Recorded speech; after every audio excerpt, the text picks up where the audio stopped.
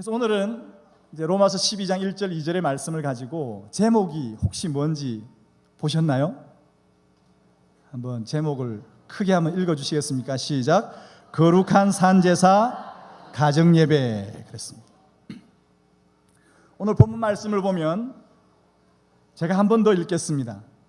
로마서 12장 1절 2절입니다. 그러므로 형제들아, 내가 하나님의 모든 자비하심으로 너희를 권하노니 너희 몸을 하나님이 기뻐하시는 거룩한 산 제물로 드리라.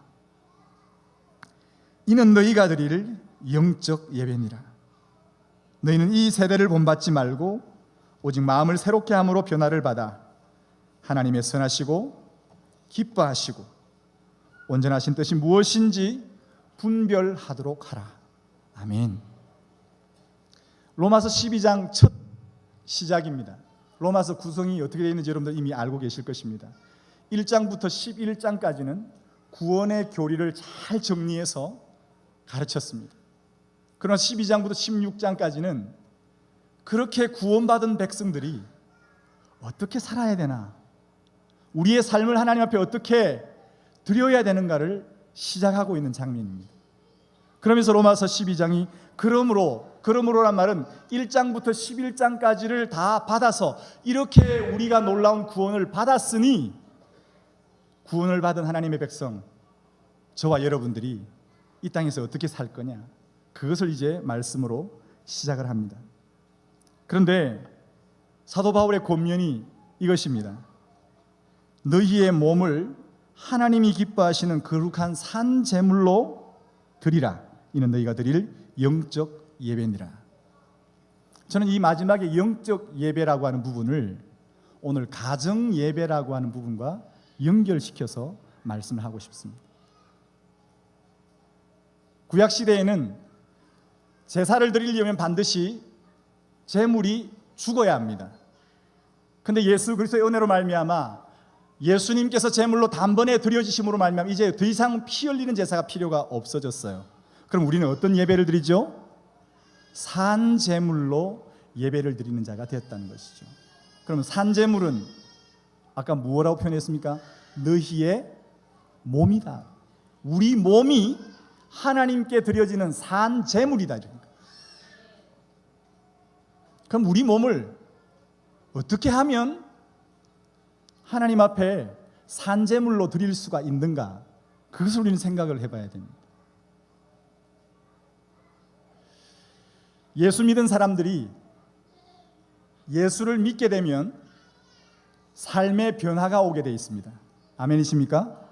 왜 삶의 변화가 오죠? 예수 믿지 않던 사람이 예수 십자가를 만나게 되면 삶의 변화가 일어나게 되어 있어요. 아멘. 그런데 예수를 믿어서 변화된 삶을 가장 정확하게 볼 수 있는 장소가 어디인가 하는 것입니다. 우리가 예수 믿어서 삶이 변화되었습니다. 우리의 죄사함을 받았고, 갈라디아서 2장 20절에 보면 내가 그리스도와 함께 십자가에 못 박혔나니 그런즉 이제는 내가 산 것이 아니요 오직 내 안에 그리스도께서 사신 것이라. 이거 보십시오. 우리가 예수 몰랐을 때는 우리 자체가 죄 덩어리고 문제 덩어리였습니다. 그렇죠?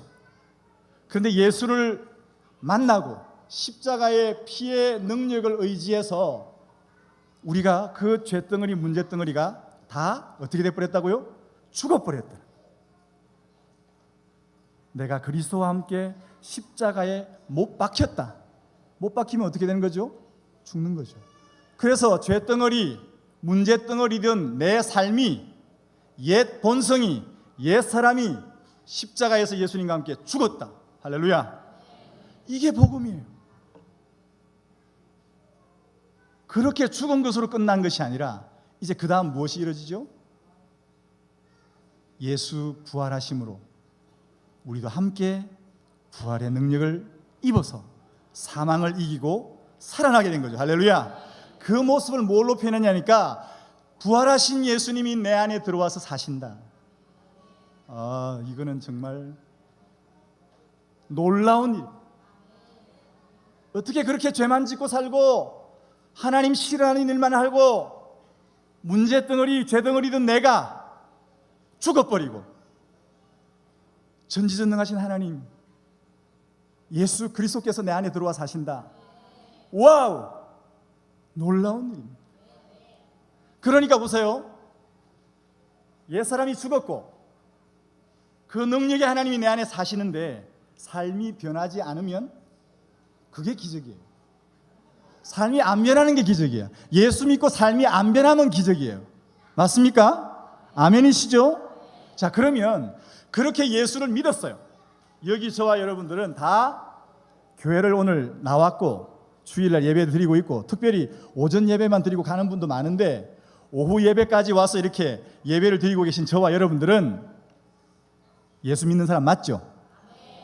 아멘입니다. 그런데 문제는 여기 있어요. 예수는 믿는데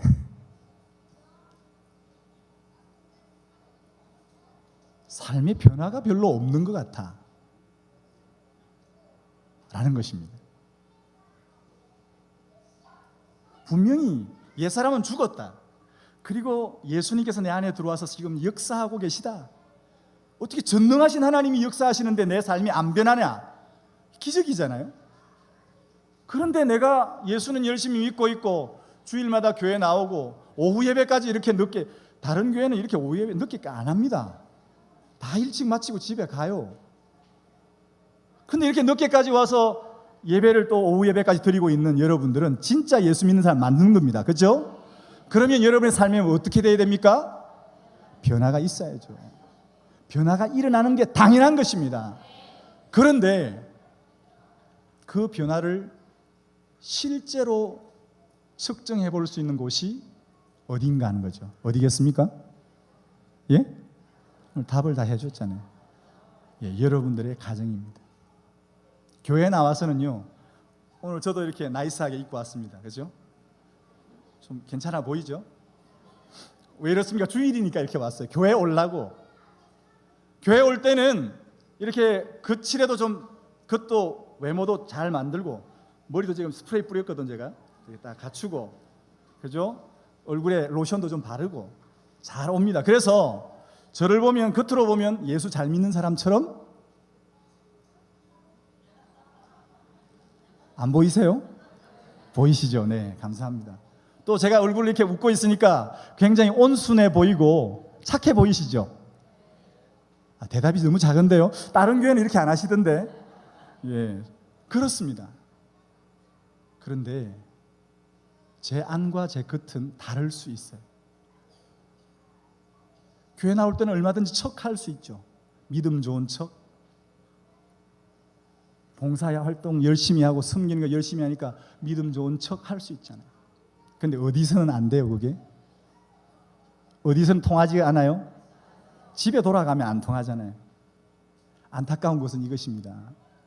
우리가 예수를 믿었고 아까 예수님께서 우리 안에 들어와 계시기 때문에 엄청난 은혜를 입었고 그것은 무엇과도 바꿀 수 없는 것이고 그 하나님의 능력이 우리 안에 역사하시기 때문에 변화되어야 된다는데 집에만 가면 아니네. 자, 우리가 실제로 예수 믿어서 믿음을 발휘할 수 있는 장소, 거기는 가정입니다. 교회가 아니에요. 교회는 다 잘해요. 왜냐하면 가정 바깥에 벗어나면 우리는 다른 사람과 인간관계를 맺어가면서 다 좋게 보이기를 원해요. 착해 보이고 싶고 일 잘하는 것처럼 보이시고. 왜? 인간관계가 생존과 연결되어 있기 때문에 그렇잖아요. 그죠? 그렇지 않습니까? 인간관계를 잘해야 직장에서 승진도 하고 이렇게 봉급도 많이 받고 하는데 인간관계가 안 되면 어떻게 됩니까? 잘리죠. 그러면 생존과 바로 직결이 되기 때문에 어떻게 하든지 바깥에 나가서는요 잘하려고 그래요. 교회 와서도요 잘하려고 모인 사람들끼리니까 잘할 수밖에 없어요. 인사도 잘하고 밝은 얼굴로 웃어주기도 하고 옆에 사람들 도와주기도 다 합니다. 그런데 가정에서는 왜 우리의 삶이 그런가? 이게 이제 문제인 거죠. 오늘 이 문제를 풀기 위해서 저는 거룩한 산제사 가정 예배라는 제목으로 여기에 서 있는 것입니다. 시간을 봐야겠습니다. 이렇게. 네. 그래서 저와 여러분의 신앙의 실력이 진짜 드러나는 곳은 어디다? 가정입니다. 내가 진짜 예수를 잘 믿고 있나? 그것을 측정해 볼 수 있는 것은 가정입니다.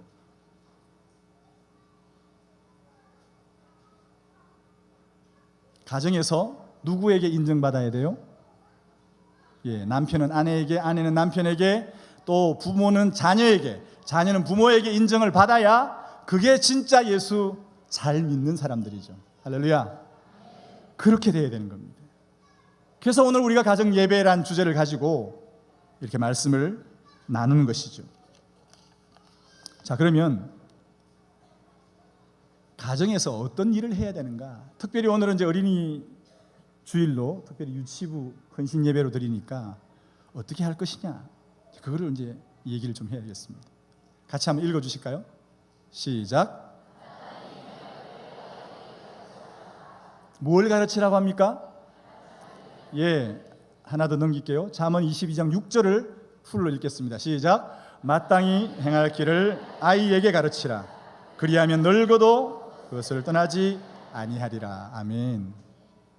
아마 이런 이론적인 얘기는 이한희 목사님께서 계속 해오셨기 때문에 이미 다 알고 계시리라 믿습니다. 아이들에게 뭘 가르쳐요? 마땅히 행할 길을 가르쳐라. 그러면 어떻게 된다고요? 늙어도 그것을 떠나지 않는다. 여러분, 지금 통계로 보면 예수 믿는 집안에서 자란 아이들이 대학을 딱 졸업했어요. 몇 퍼센트 정도가 신앙 안에 남아 있겠습니까? 들으셨나요? 못 들으셨나요? 예수 믿는 집이에요. 예수 안 믿는 집 말고 예수 믿는 집에서 이렇게 유치부부터 쭉 자라가지고 대학을 졸업을 했는데 그 자녀들이 신앙 안에 여전히 하나님을 섬기고 있는 퍼센테이지가 얼마나 되겠냐 이런 거죠. 얼마쯤일 것 같습니까? 네? 큰 소리로 해주세요. 제가 들리게끔. 10%. 또.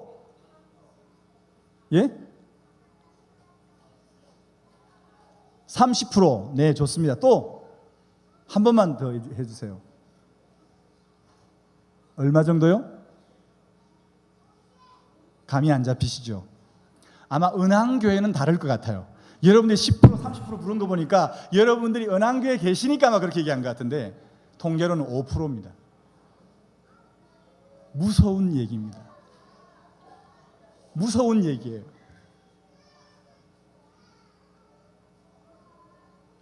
(100명) 중 95은 세상으로 뺏기고 겨우 5명 붙잡고 있다는 거예요.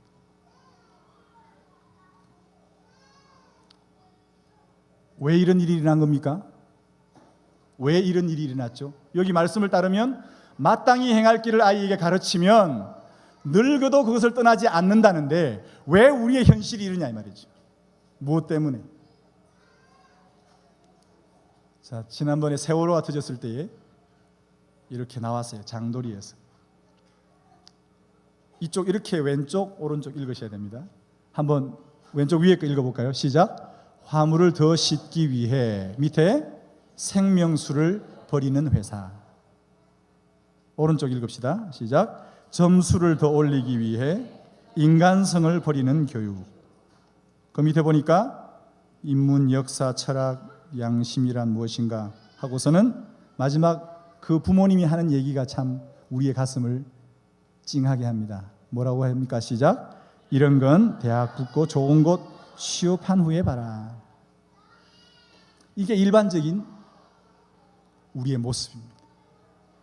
마땅히 행할 길을 아이에게 가르치라고 하는데 우리는 마땅히 행할 길을 가르치지 않고 엉뚱한 세상 가치에 중심을 두고 어떻게 하든지 돈 잘 버는 곳에 아이를 대학을 보내고 회사에 취직시키기 위해서 거기에만 집중을 하더라는 거죠. 그 결과가 뭐예요? 5%만 남는 거예요. 그 결과 5%예요. 성경 말씀에 심은 대로 거둔다라는 말씀이 있습니다. 하나님은 공의의 하나님이십니다. 하나님은 철저하게 심은 대로 거두게 하십니다. 그런데 우리 그리스도인 안에 좀 잘못된 신앙이 하나 있어요. 그게 뭔가 하면 대박 신앙입니다. 세상 사람들이 바라는 신앙이에요. 세상 사람들이 추구하는 신앙이에요. 어쩌다가 대박 한 번 터져가지고 애가 성령 팍 받아가 팩 뒤집어지는 거, 그걸 원해요. 천만의 말씀이요. 그런 일 없습니다. 하나님은 정확하십니다. 하나님은 너무도 정확하신 분이에요. 무섭도록 정확하신 분이에요. 요행을 바라지 마십시오. 우리 아이의 신앙교육과 우리 아이의 신앙을 로또처럼 생각하시면 안 돼요. 한 방 터지면 끝나겠지. 그런 일이 없어요. 절대 그런 일이 없어요. 생명을 살리는 길, 마땅히 행할 길을 가르치지 않고 오히려 생명을 경시하고 마땅히 행할 것을 경시하는 그런 풍조가 세상에는 팽배해 있는데, 그 세상의 가치를 동일하게 그리스도인들도 가지고 있더라는 거죠. 세상 사람들과 다르지 않더라는 거죠. 아니, 여기 말고 저쪽 동네에. 여기는 제가 보니까 너무 감사해요. 아까 이렇게 글이 적혀 있는 것만 봐도 얼마만큼 그 일에 분투하고 계신지를 몸으로 느낄 수 있을 정도입니다. 자, 그러면 여러분들은 대체 우리 이 어린아이들의 교육에 있어서 얼마만큼 투자를 하고 계십니까? 무엇을 투자하고 계십니까? 어떻게 투자하고 계십니까? 이게 오늘의 질문입니다. 여러분의 자녀를 위해서 얼마만큼, 특별히 자녀의 신앙교육을 위해서 얼마만큼 투자하고 계신가? 그것을 저는 묻고 싶습니다. 뭘 투자해 오셨습니까? 우리 아이들 어릴 때부터 쭉 커갈 때에 어떻게 투자해 오셨어요? 그러면 생명을 살릴 수 있는 마땅히 행할 길이 무엇인지를 말씀을 한번 보겠습니다. 자, 잠언 9장 10절 같이 읽겠습니다. 시작. 여호와를 경외하는 것이 지혜의 근본이요 거룩하신 자를 아는 것이 명철이니라. 아멘. 이 지혜와 이 명철은 생명 얻는 지혜와 생명 얻는 명철입니다. 돈 잘 버는 지혜, 돈 잘 버는 명철이 아닙니다. 이 말씀의 핵심은 지혜와 명철인데, 철저하게 내 자녀의 생명을 살리는 지혜입니다. 내 자녀가 하나님 말씀을 받아, 생명의 말씀을 받아 그렇게 살아날 수 있는, 그게 명철입니다. 저는 제 아이들에게 그렇게 항상 요구합니다. 뭘 요구하냐면, 너희가 신앙의 독립을 준비해라. 저는 목사잖아요. 우리 아이들은 어릴 때부터 목사 아버지를 두고 자랐어요. 그러다 보니까 알게 모르게 그런 프레스가 있어요. 아빠의 손에 어쩔 수 없이 끌려가야 되고, 그죠? 교회 어쩔 수 없이 가야 되고, 또 개척을 하니까 더 가깝네, 그죠? 개척하고 나니까 할 일들이 또 많아요. 안 할 수가 없는 게, 자기 빠지면 뭐가 펑크나니까 오는 거예요. 그런데 제가 두려운 것은 그것입니다. 이 아이들이 아빠 엄마 손에 의해서 교회는 왔는데, 자기가 독립을 했을 때에 정말 그 신앙, 그 생명, 그것을 유지하기 위해서 자기를 지킬 수 있는 신앙이 있는가? 그래서 저는 그렇게 얘기합니다. 너희들이 어디에 가 있든지 하나님을 찾을 수 있는, 하나님을 섬기고 예배할 수 있는, 하나님만의 나의 유일하신 생명의 근원이심을 고백할 수 있는 신앙이 독립이 있느냐? 그게 저의 하나의 질문. 저는 그 아이들에게 공부 대체 이렇게 가르치지 않았어요. 저는 홈스쿨링을 했습니다. 그래서 아이들에게 얘기를 했어요. 야, 너희들은 대학이 필수가 아니고 선택이다. 그랬더니 아무도 선택을 안 하네요. 지금 다 각자 알아서 하고 있습니다. 지 일을 찾아서, 대학은 안 갔지만 자기 일을 찾아서 지금 다 둥지를 떠나 있어요. 각자가 24, 23 된 아이들이 다 떠나서 자기 인생을 지금 개척해 가고 있습니다. 신앙의 독립입니다. 그러기 위해서는 뭘 해야 돼요? 지혜의 근본이고 명철을 얻는 하나님 말씀을 가르쳐야 됩니다. 이게 마땅히 행할 길을 가르치는 거예요. 마땅히 행할 길은 그 아이들이 신앙의 독립을 할 수 있도록, 하나님의 말씀 교육이 어릴 때부터 그 심령에 새겨지도록. 신명기 6장 4절에서 9절까지 아까 외우셨죠? 부모님에게 먼저 얘기합니다. 내가 오늘 내게 명한 이 말씀을 너 마음에 새기라. 누구의 마음에 새기라고요? 우리 부모님 마음에. 그리고 내 자녀에게 부지런히 가르쳐라. 자녀에게 부지런히 가르친다는 말이 무슨 뜻입니까? 마음에 새긴다는 것과 같은 의미입니다. 자녀들 마음에도 새겨줘라. 그거죠. 자, 그러면 우리 자녀들 마음에 그만큼 말씀이 새겨지려면 어떻게 해야 되는 거죠? 어떻게 해야 됩니까? 어떻게 하면 말씀이 새겨집니까? 어떻게 해야 여러분의 자녀의 마음에 하나님의 말씀, 지혜의 근본이요 명철되는 하나님의 말씀, 생명 얻는 그 말씀을 새겨줄 수 있을까요? 예, 아까 이한희 담임 목사님께서 교육은 뭐다? 반복이다. 예, 맞습니다. 반복적으로 새겨야 돼요. 반복적으로 가르쳐. 반복이 사상을 만들고요, 사상이 행동을 낳고, 행동이 습관을 만들고, 습관이 자기의 인생을 만드는 것이죠. 우리 자녀들이 반복적으로 하나님 말씀이 새겨지게 되면 그것이 아이들의 뭐가 돼요? 사상이 됩니다. 행동이 나오려면 반드시 사상이 정립이 돼야 그 사상에 따라 움직입니다. 그리고 그 사상이 있으면 행동이 나오고, 행동이 반복되다 보면 습관이 되고, 습관이 그 아이의 인생을 결정짓습니다. 어떤 인생으로요? 늙어도 하나님을 떠나지 않는 인생으로 만들어낸다는 것이죠. 할렐루야. 그 복이 저와 여러분의 가정에 있기를 주님으로 축복합니다. 그 복만큼 큰 복이 없어요. 그 복 받았으면 이미 다 받은 거죠. 그 이상 뭘 더 바라시겠습니까? 그거면 만족합니다. 할렐루야. 그러면 그렇게 하기 위해서 이 그림을 좀 같이 보시죠. 우리 자녀들 교육을 해가는데 제일 왼쪽에는 양호한 것, 중간에는 양호하지 않은 것, 세 번째는 가장 바람직한 것, 그렇게 되어 있습니다. 옆으로는 시간입니다. 시간 투자.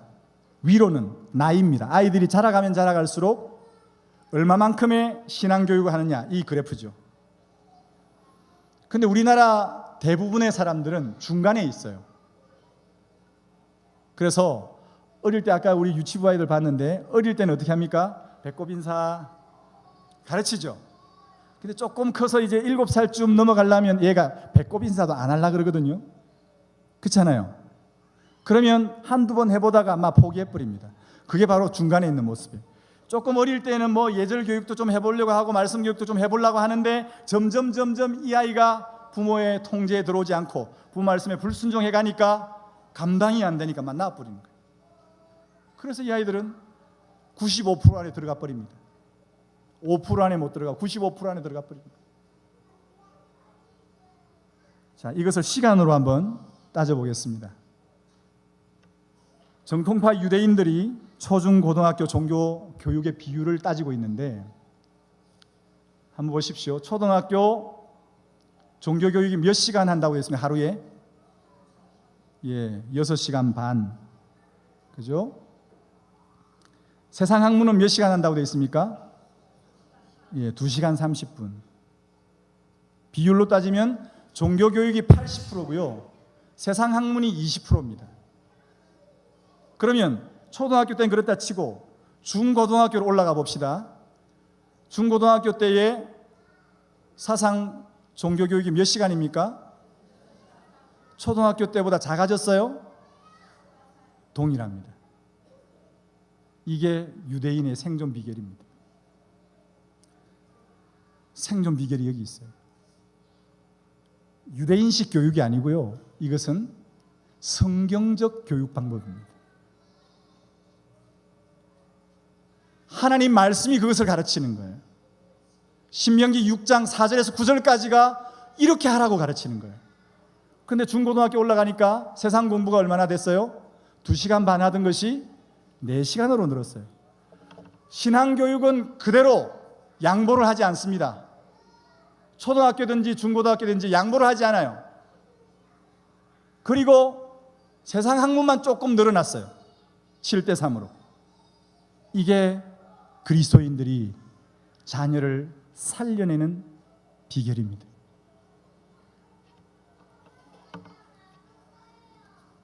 그래서 제가 글을 하나 썼습니다. 볼까요? 같이 읽읍시다. 위에 것만 읽어주세요. 같이 읽겠습니다. 시작. 자녀 교육은 시간 싸움입니다. 제가 가정예배학교를 하고 있습니다. 거기에 초등학교 5학년 담임하는 남자 선생님이 오셔서 교육을 받았습니다. 그래서 좀 이제 나눔 시간이 되어서 그 선생님 나오셔서 나누라고 말씀을 드렸더니 제 교육을 이렇게 쭉 쉐마 교육을 받고 나더니 하시는 말씀이 목사님 시수가 너무 부족합니다는 거예요. 무슨 시수예요? 자기는 초등학교 5학년을 맡고 있으니까 한 주간 동안에 각 과목들을 몇 시간씩 공부해야 된다 이렇게 시수를 짜잖아요. 이렇게 만들잖아요. 시간을 이렇게 짜보는데 뭐 국어는 4시간, 영어는 4시간, 수학은 5시간 이렇게 해서 하는데 우리 교회에 다니는 그리스도인들의 자녀 교육을 위해서 성경을 가르치는 시간이 너무 부족하다. 턱없이 부족하다. 턱없이. 그래서 얘들 그냥 두면 95% 되겠습니다 그러더라고요. 얘들 이대로 놔두면 95%에 들어간다는 거예요. 우리가 경각심을 가지셔야 돼요. 그러면 집에서 어떻게 하죠? 교육의 시기는 언제라고요? 어린아이. 교육 시간은요? 자 보세요. 세상 교육을 받으면 이게 수평 문화죠. 여러분들 다 배우셨잖아요. 세상 학문 자체가 수평 문화입니다. 수평 문화가 아이들을 침투해 들어오는 그 힘이 얼마나 강한지 우리는 알고 있습니다. 그런데 그것을 이겨내고 밀어낼 수 있는 신앙교육은 쥐꼬리만큼 하면서 우리 아이들이 바른 신앙인으로 크기를 바란다는 것은 도둑놈 신보입니다. 도둑이에요. 대박을 바라는 거예요. 그런 일 없어요. 교육 내용은 무엇이라고요? 하나님의 말씀입니다.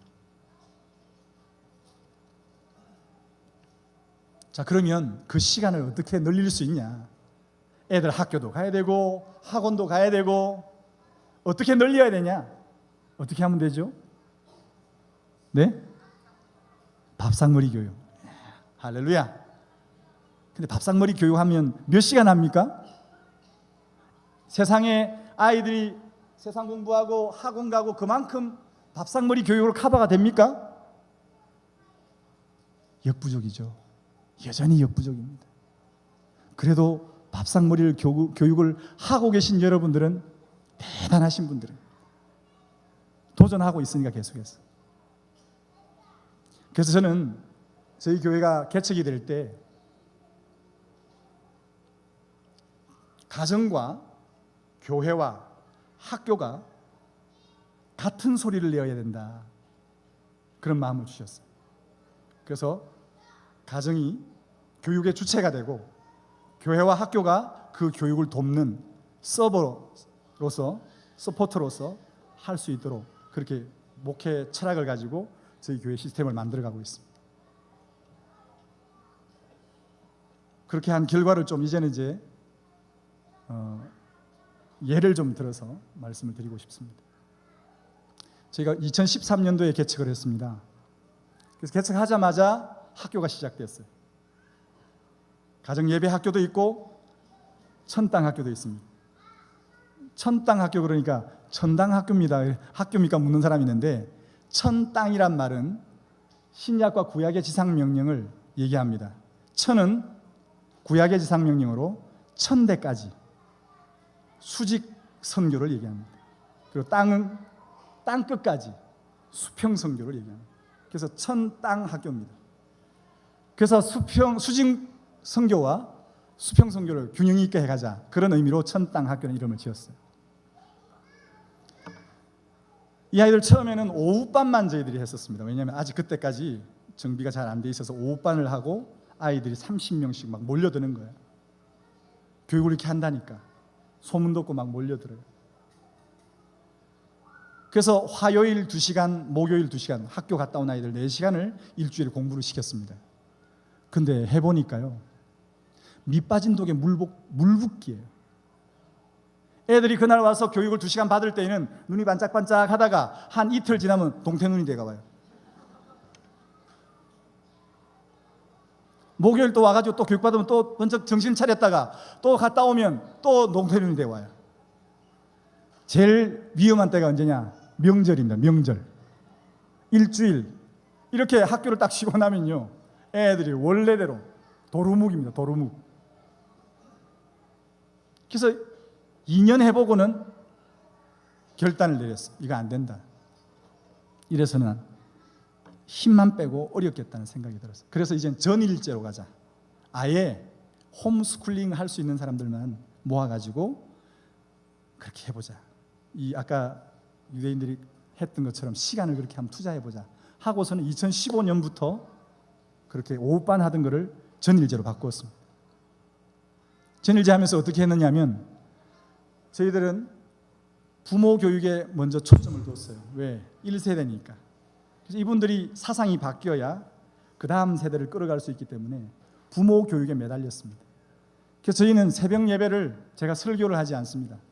새벽 5시 반에 오면 7시까지 1시간 반 동안에 말씀 연구를 합니다. 부모님들과 자녀들이 함께 말씀 연구를 해요. 또 수요 예배, 금요 철학 때도 끊임없이 말씀을 권별로 강해를 하면서 부모님들 교육을 시킵니다. 또 주중에 세움방이라고 저는 이름을 붙여가지고 소그룹 모임을 하는데 거기서도 성경 연구를 합니다. 왜 그랬습니까?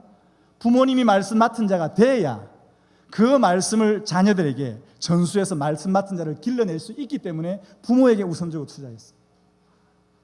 전 예배가 다 거기에 초점이 되어지고 가정 예배로 초점이 되어져서 부모님들이 가정에서 자녀들을 말씀 교육을 할 수 있도록 만들어갔습니다. 아이들도 새벽에 나옵니다. 오전에 3시간 동안에 자고 말씀 연구합니다. 오후에는 인문학 교육을 했습니다.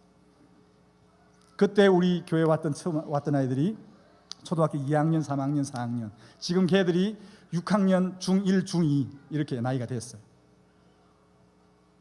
이 아이들이 어떻게 컸는지 궁금하시죠? 그거 얘기해 드리려고. 얘들이 이제 6학년, 중1, 2면 어때요? 일반 애들로 보면 어떤 시기죠? 사춘기죠. 그런데 얘들도 사춘기를 합니다. 사춘기는 뭐냐면 자기의 정체성을 찾아가는 시기잖아요. 그래도 얘들도 자기가 신앙을 엄마의 손에 끌려다니다가 지금은 자기를 찾고 있어요. 그런 조금의 혼란이 있지만 세상 사람들이 얘기하는, 세상에서 얘기하는 미친 사춘기는 아니에요. 미치진 않았어요. 왜? 그 안에 말씀이 그들을 꽉 붙잡고 있기 때문에 미친 행동은 안 해요. 그러나 자기가 때로는 신앙의 혼란이 좀 있을 때도 있고 지금 내가 어떻게 하나님 앞에 서야 될 것인지를 고민하고 그렇게 하는 것은 일어나는 게 당연한 일이니까, 자기 정체를 찾아야 되니까, 하나님 앞에서 말씀 앞에서 자기 정체를 찾아가야 되니까 그런 혼란은 있지만 그 이외는 없어요. 너무 예쁘게 잘 크고 있습니다. 어디를 갖다 놔도 표가 나요. 저희 아이들이 이제 천당학교는 3가지 학교입니다. 첫 번째는 믿음의 학교요, 두 번째는 순종의 학교요, 세 번째는 고난의 학교입니다. 그래서 고난의 학교인데 아이들은 요즘 고난이 없어요. 고난이라고 하면 어머니의 잔소리입니다. 그죠? 안 그런가요? 그 정도 고난이, 그건 고난도 아니죠. 그래서 아이들에게 돈을 들여서라도 고난을 경험하게 해줘야 돼요. 저희가 선택한 것은 등산이었습니다.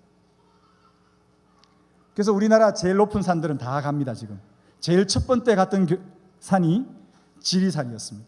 그것도 언제 갔냐면 2월 달에 갔습니다. 눈 쌓이고 얼음 얼어 있는데 11시간 만에 대청봉을 찍고, 대청봉 맞나요? 지리산이 무슨 봉입니까? 천왕봉을 찍고 11시간을 걸어서 내려왔어요. 우리 해운대 그 뒤에 보면 장산이 있거든요. 그게 640m입니다. 얘들 장산에 한번 가자 그러면 올라가면서 뭐 투툴투툴하고 막 짜증을 내면서 올라갔는데, 지리산 11시간 타고 딱 내려오니까 밤 늦게 밤 8시 9시 도착했어요. 딱 돌아오니까 그 추운 겨울날 눈길에 미끄러지면서 애들이 초등학교 1학년부터 6학년까지 같이 갔어요. 갔다 오고 나더니 애들이 하는 말이 뭔지 아세요? 목사님 다음에는 히말라야 갑시다 그러더라고요. 애들이 마음이 커진 거예요. 고난을 겪으니까 사상이 생기는 거죠. 사막에서 사상이 생기죠. 그런 아이들이 고난을 직접 경험하고 나니까 아이들이 마음이 커지고 생각이 커지는 거예요. 그래서 그 뒤로 한라산, 설악산, 태백산 다 갔다 왔어요.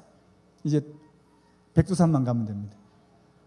그렇게 아이들이 교육을 통해서 정말 마땅히 행할 길을 아이들에게 가르쳤을 때에 그 아이들이 자라더라는 거예요. 그들의 심령이 커지다는 것이죠. 그들의 인격의 그릇이 커지더라는 것이죠. 수용할 수 있는 충분한 인격이 되더라는 것이죠.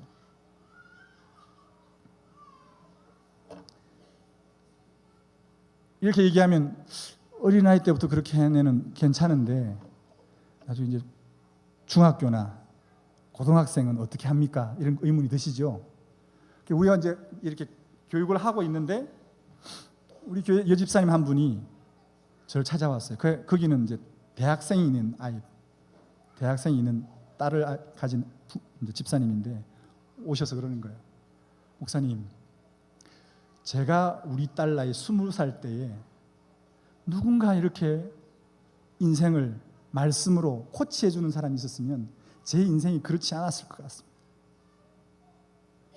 내 딸을 저렇게 나의 전철을 밟게 하고 싶진 않으니까 우리 애 좀 맡아달라는 거예요. 대학교 1학년. 어찌해야 됩니까? 학부모 회의를 열었어요. 학부모들은 반대를 하더라고요. 왜? 우리 아이들 교육하는데 얘가 방해가 되지 않겠나는 생각이죠. 이기적이더라고요. 근데 저는 목회자잖아요. 목사니까 목회적으로 얘를 받아야 돼요. 그래서 부모님들 설득했습니다. 해야 됩니다. 같이 해봅시다. 근데 이 아이가 이제 들어왔어요. 한 학기를 대학교를 안 가고 아침 새벽부터 와서 성경을 이제 배우고 연구하고 하는 거예요. 근데 얘가 한 달쯤 지나니까요, 쑥 들어오는 거예요. 말씀 안으로 쑥 들어와요. 전혀 예상치 못했던 얘기죠. 그리고 마침 그때 이제 2학기에 들어왔기 때문에 추석이 끼었어요. 그래서 일주일을 보내고 나서는 얘가 학교를 안 올라오는 거예요. 큰일 났다. 어떻게 하지? 그래가지고 이 아이 얘기를 다 들어보니까 이제 불러서 상담을 해서 왜 안 올려 하냐. 목사님, 한 달 동안에 제가 그렇게 말씀에 푹 빠져 있을 때는 너무 행복했다는 거예요. 자기가 믿음이 뭔지도 뭔가 가닥을 잡고 이렇게 하면 되는 거구나. 신앙은 이렇게 하는 것이구나. 그게 가닥이 잡혔다는 거예요. 근데 일주일을 딱 쉬면서 말씀이 딱 끊어졌는데 이 아이의 고백입니다. 목사님, 그 추석 일주일이 저는 너무 힘들고 괴로웠습니다. 왜? 말씀이 안 들어오고 자꾸 이전의 모습으로 돌아가려고 하니까 그 안에 갈등이 일어난 거예요. 너무 힘들었다고 얘기해요. 그래서 그 아이를 달래고 그래도 힘을 내자 해서 1년 반을 교육을 받고 다시 돌려보냈습니다. 대학생 가능하다 안 하다? 가능하다. 또 하나 더 예를 들겠습니다. 얘는 중학교 3학년을 졸업을 하고 고등학교로 올라갈 나이였어요. 해운대에 상당중학교라고 있습니다. 이름이 상당이에요. 그래서 그 학교는 상당히 공부를 잘하는 학교예요. 부산 시내에서는 탑하는 그런 학교입니다. 근데 여기에서 얘가 중학교 3학년 지낼 때에 1, 2등 하던 애예요. 근데 이 집에 딸이 넷인데 둘째 딸이에요. 이 어머니가 제게 와서 했던 말이 있습니다. 목사님, 둘째 딸 쟤만 없으면 살겠습니다. 무슨 말인지 이해가 되십니까? 너무 집사님을 힘들게 하는 거예요. 신앙으로도 안 따라오지, 말 안 듣지. 또 어떻게 해요? 어머니하고 말싸움을 하면 얘 머리가 좋잖아. 엄마를 어떻게 카운터 펀치를 날려서 다운시키는 방법을 알고 있는 거야. 한마디 한마디가 막 이 집사님의 마음을 갈기갈기 찢어놓는, 그러니까 쟤만 좀 없으면 난 좀 살겠다는 거야. 참 근데 하나님이 놀랍게 일하셨어요. 어떻게 됐냐니까 이 아이가 중3을 딱 졸업을 하고 나더니 학교를 안 가고 싶다는 거예요. 대안학교로 가고 싶다는 거예요. 대안학교로 가려고 하니까 학비가 너무 많이 드는 거예요. 저 위쪽에 어디 좋은 학교가 있어요. 거기를 가려고 하니까 학비 많이 드니까 지가 영어만 좀 더 공부하면 그 학교로 장학금을 받고 들어가겠다는 거죠. 그래서 1년간 장학금 받기 위해서 영어를 공부하겠다는 거예요. 그래서 영어를 공부하는데 우리가 SOT를 학교에서 하고 있었어요. 그럼 네 영어 공부할 것 같으면 여기 와서 영어 공부 같이 해라 하고서 불렀는데, 얘가 다른 애들은 새벽부터 와서 말씀 공부하고 이렇게 가는데 얘는 영어만 또 왔다 가고, 제 마음이 너무 불편한 거예요. 우리 학교가 영어 가르치는 학교가 아닌데 그 아이의 신앙을 가르치고 그 아이의 인성을 가르치고 그렇게 하나님의 사람으로 세우는 게 우리 학교의 목표인데 얘는 영어만 하고 가는 거예요. 아내를 불렀어요. 사모님을 불러서, 여보, 나 이거 도저히 내 신앙의 양심을 안 되겠다. 쟤를 영어를 딴 데 가서 배우게 하든지 아니면 이 아이가 새벽부터 말씀을 듣게끔 해라. 단판을 지었어요. 그래서 아내가 좀 상담을 잘해요. 이 아이의 마음을 잘 읽어주고, 야, 네가 1년이라는 이 시간을 얻었는데 이 1년인 이 시간이 네에게는 엄청난 기회의 시간이다. 근데 가만히 보니까 네가 지금 어머니와 관계가 너무 나쁘고 인격적인 면에 있어서 너무 부족한 것들이 많다. 그러니까 이 1년을 네가 잘 투자하면 앞으로 네 인생의 길이 열릴 것 같아. 잘 상담을 했어요. 얘가 그럼 한번 해볼게요 하고 들어온 거예요. 새벽부터 왔어요. 말씀이 이제 들어가기 시작합니다. 요한복음을 봤습니다. 그때 요한복음을 연구하고 있었어요. 근데 이 아이가 똑같이 한 달쯤 지나니까 얘의 심령이 달라지기 시작하는 거예요. 말씀이 들어가서 역사하니까, 말씀의 능력이 일하시니까, 좌우의 날성금과 같은 말씀이 역사하시니까 그 아이가 쪼개지더라고요. 놀라운 일이 일어난 거예요. 저한테 질문하는 거예요. 목사님, 왜 예수 믿는 사람들은 이 말씀을 이렇게 배우고 나서 그대로 실천을 안 하죠? 얘는 머리가 똑똑하니까 배우고 나니까 바로 어떻게 뭔가를 해야 된다는 생각이 들어오니까 제게 그런 질문하는 거예요. 그걸 두고 자기 부모님들 두고 한 얘기였어요, 사실은. 그래서 이 가정이 재미난 가정이에요. 아내가 먼저 저희 교회를 오고 개척할 때 남편은 3년 있다가 왔어요. 그래서 만나졌는데 남편이 가정 예배만 드리려고 하면 방해를 놓는 거야. 왜 그 애들을 하기 싫다는 걸 억지로 잡아서 그렇게 해야 되고 뭐 주저리 막 방해를 하는 거예요. 그러면 이 여집사님은 그래도 배운 것이 있으니까 참고 가정 예배를 드리려고 하는데 계속 방해를 하는 거예요. 그런데 이 둘째가 말씀이 들어가서 바뀌기 시작하니까, 이 둘째 공부를 잘하니까 아버지가 또 얘를 사랑하네요. 그런 거 좀 있잖아요, 그죠? 얘가 바뀌어져서 가정 예배에 들어옵니다. 가정 예배를 하자 하면 어머니를 적극적으로 도와서 예배 준비를 다 하고, 세팅을 하고, 청소도 막 하고, 밥하는 것도 도와서 하고, 그러면서 아버지를 얘가 초청을 한 거예요. 그러면서 이 아버지가 가정 예배에 들어오기 시작했어요. 가정 예배에 들어와서 말씀을 나누기 시작을 하고, 그렇게 쟤만 없으면 좋겠다고 했던 그 아이가 하나님의 말씀 안에, 말씀의 능력 아래 꼬꾸라지고 변화가 되더라는 거죠. 할렐루야. 하나님 말씀은 살아있습니다. 변화시키는 능력이 있는 거죠. 좌우의 날성금과 같은 말씀이죠. 그 말씀을 배우니까 바뀌는 거예요. 그래서 얘가 그랬어요. 이 아버지가 최연소 이사에 얻은 회사에 이사로 있어요. 얼마나 바빠요. 요즘 돈 준 만큼 바쁘잖아요. 돈은 많이 받는데 시간이 없어요. 그래서 얘가 아버지한테, 아버지, 우리가 저녁은 좀 같이 먹어야 되지 않겠냐고. 그래서 저녁 시간에 좀 밥상머리 교육을 하려고 그런 시간을 좀 가져야 되지 않겠냐니까. 야, 아버지가 단칼에, 야, 난 지금 이거 하는 것만 해도 힘들다. 더 이상 나에게 요구하지 마라. 이렇게 얘기한 거야. 그러니까 얘가 막 그 앞에 펑펑 울어버렸어. 근데 그 토요일 날 지나고 그 다음 화요일 날 아버지가 평상시에는 밤 11시, 12시에 들어오고 새벽에 들어오던 사람이 저녁 5시에 되는데 집에 들어간다는 거예요. 뭐 하란 얘기죠? 밥 준비하라는 얘기죠. 그런데 마침 그때 밥이 뭐 준비할 게 없었고 엄마가 돈이 없었는데 엄마 아빠가 들어온다 그러니까 빨리 저녁 맛있는 거 준비하자고. 그래서 아빠와 좋은 시간을 좀 만들어 보자고 했는데 엄마가 돈 없대요. 지 용돈을 꺼내가지고 고기를 사와가지고 아버지 좋아하는 요리를 만들고 준비를 했어요. 밥을 먹고 나서 아버지에게 얘기를 건넸어요.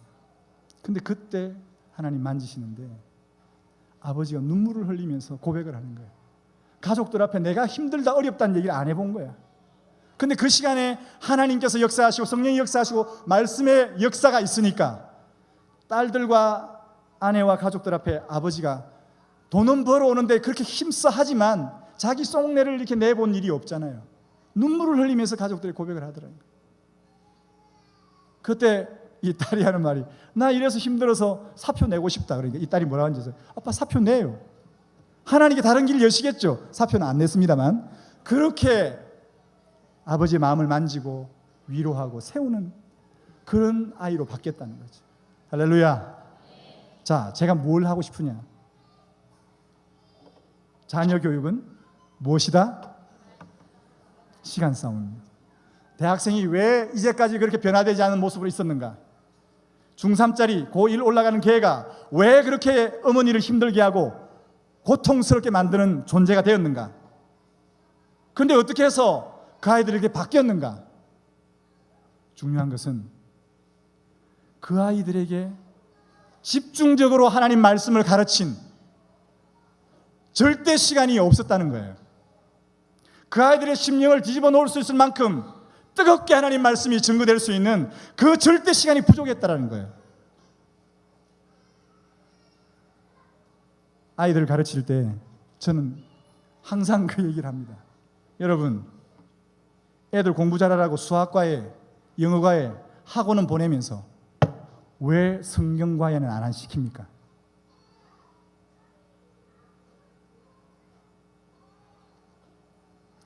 영어 수학은 10시간, 20시간 일주일에 가르치면서 왜 그 아이의 생명을 살릴 수 있는 하나님 말씀을 가르치지 않느냐는 거죠.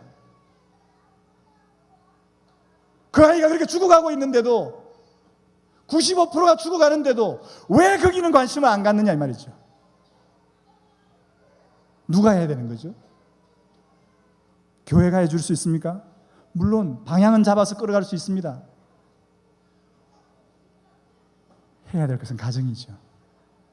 부모님들이 결단하셔야 되죠. 부모님들이 그런 사상을 가지고 이 아이에게 그렇게 말씀을 가르쳐야 되겠다는 그런 헌신과 열정과 믿음이 있어야 되는 거죠. 하나님 말씀에 순종하겠다라고 하는 그런 결단이 있어야 되는 거죠.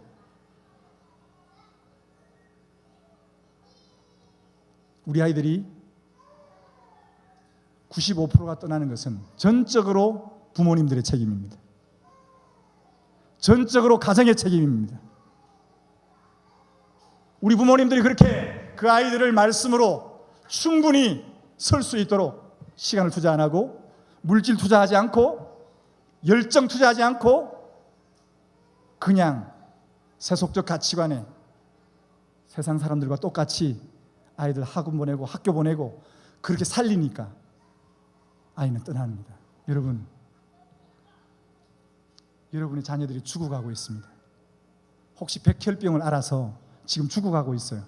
그럼 여러분 돈 투자하고 시간 투자하고 좋은 선생님 만나게 하고 어떻게 하든지 고치려고 하지 않겠습니까? 여러분의 자녀들의 영혼이 죽어가고 있는데 왜 가만히 계신 거죠? 왜 가만히 계신 거죠? 왜 방관하고 있는 거죠?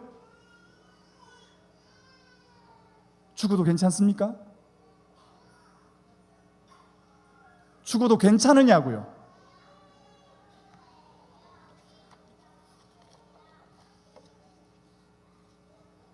이제 말씀을 정리하겠습니다. 같이 읽어주십시오. 시작. 가정은 성전이요 교회다. 이미 다 알고 계십니다. 그럼 가정이 하나님 말씀으로 건강한 가정이 된다. 저는 그 석사를 따로 하면서 제가 썼던 논문이 그거예요. 가정 예배 중심의, 가정 사역 중심의 목회 패러다임 연구, 그런 논문을 썼습니다. 그거 할 때 가정이 성전이고 교회라는 것을 분명히 인지를 했습니다. 그러면 예수 믿는 그리스도인들의 가정은요, 교회입니다. 아멘. 자, 그러면 오늘 제가 숙제를 하나 드리겠습니다. 여러분의 가정 교회 이름은 무엇입니까? 내 가정, 이렇게 아파트 문 열고 들어가면 그게 가정이 교회예요. 여러분의 그 가정 교회 이름은 뭐예요? 저희 집의 가정교회 이름은 하늘소망교회입니다. 우리 성도들은 다 이름이 있어요. 베들레헴 교회도 있고요, 베데스다 교회도 있고요, 옥토 교회도 있고, 각자의 가정들이 교회 이름을 지었어요. 그래서 어떻게 합니까? 들어갈 때 딱 입구에 붙여놓는 거예요. 들어갈 때 어디 들어간다? 교회 들어간다. 성전에 들어간다. 나갈 때 안에 또 붙여놔요. 나갈 때 어떻게 한다? 내가 지금 교회를 나가서 세상으로 파송받아 간다. 그런 의미를 갖도록 앞뒤로 붙이라 그랬어요. 여러분 오늘 집에 가셔가지고 가족들과 함께 여러분 교회 이름을 한번 꼭 지어보시고 문 앞뒤에 문설주와 바깥문에 기록하라 그랬으니까 한번 해보십시오. 참 좋습니다. 의미가 있어요. 우린 가정을 뭐라고 생각합니까? 휴식처. 가면 무장 해제하고 들어 누워서 리모트콘 잡는 곳, 그렇게 알고 있잖아요. 아니라 거기에 들어가면서도 우리의 마음을 추스르는 거예요. 여러분들이 교회로 오실 때에 나이스하게 입고 오고 하나님을 기대하고 하나님의 살아계심을 경험하기를 원하고 하나님의 임재를 맛보기를 원하고, 그렇게 해서 교회 예배를 오는 것처럼 가정에 들어가면서도 여기가 하나님의 임재가 있는 곳이고 여기가 하나님의 살아계신 말씀이 역사하는 곳이고 주의 영광이 나타나는 곳이고, 할렐루야, 그런 거죠.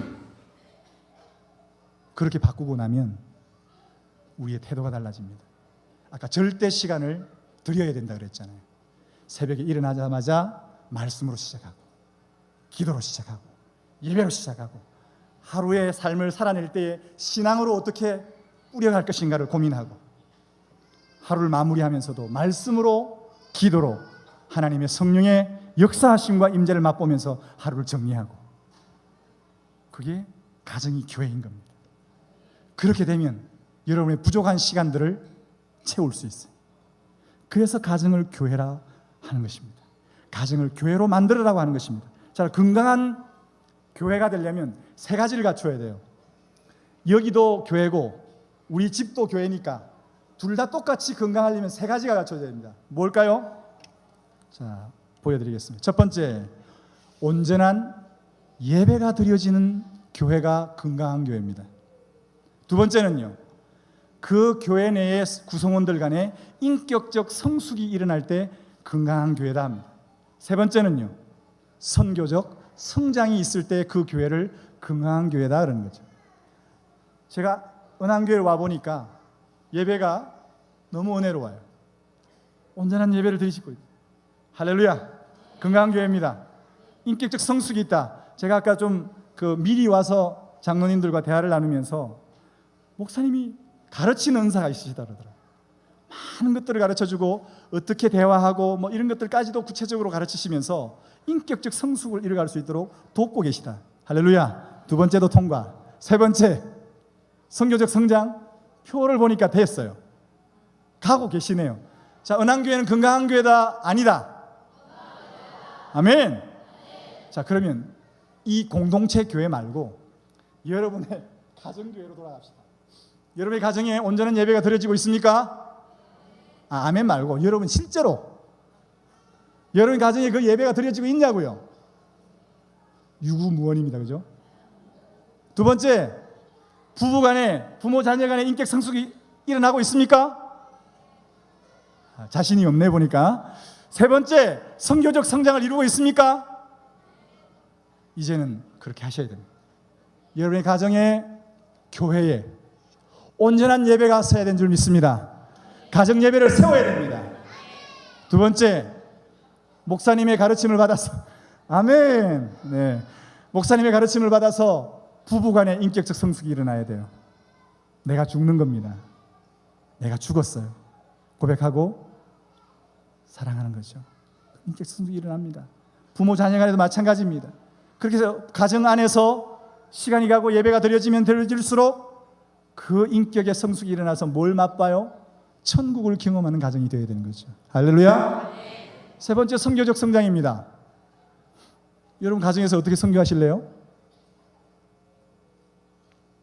여러분 가정에서 어떻게 선교하실래요? 선교적 성장을 어떻게 이루죠? 은한교회는 이렇게 막 자꾸 부흥해 가는데 여러분 가정은 어떻게 부흥시킬래요? 네? 제가 답을 드리겠습니다. 애를 많이 놓으십시오.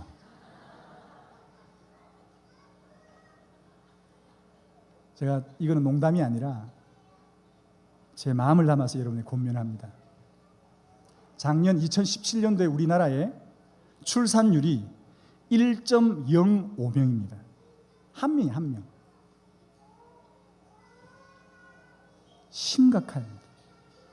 근데 이 심각한 이 위기의 때에 우리 그리스도인들에게는, 기독교회에는 획기적인 기회입니다.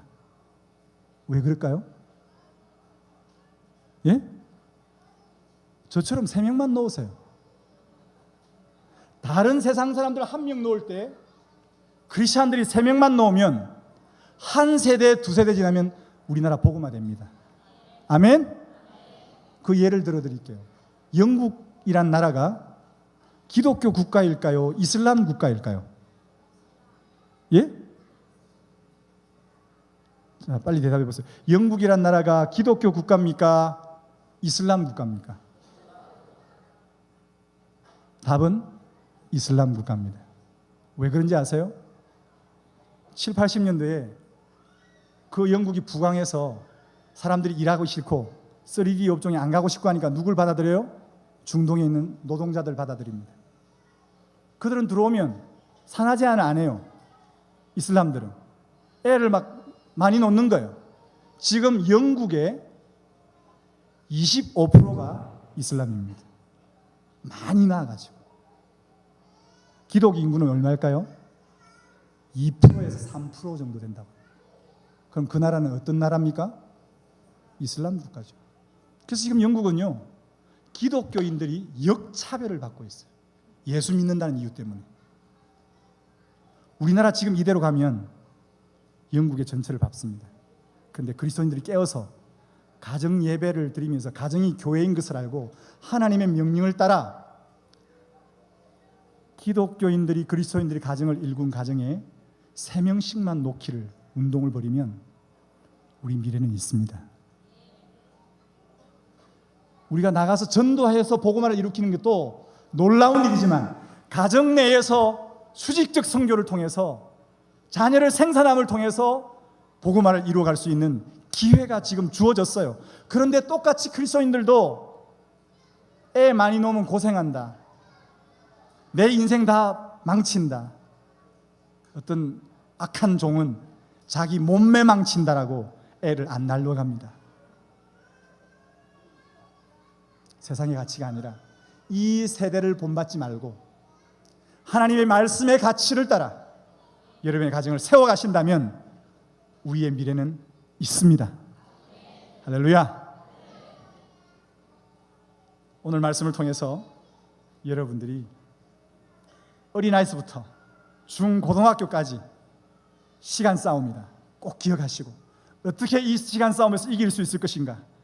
그래서 우리 다음 세대 천대까지 어떻게 말씀을 전수하고 복음을 전수하고 사랑을 전수하고 믿음의 명무가를 이루어갈 것인가를 여러분들이 고민하시며 기도하시며 여러분들 시간과 물질과 여러분의 몸을 거기에 투자하셔서 주의 나라를 이루어가는 귀한 하나님의 백성들 될 수 있기를 주의 이름으로 축복합니다. 아멘.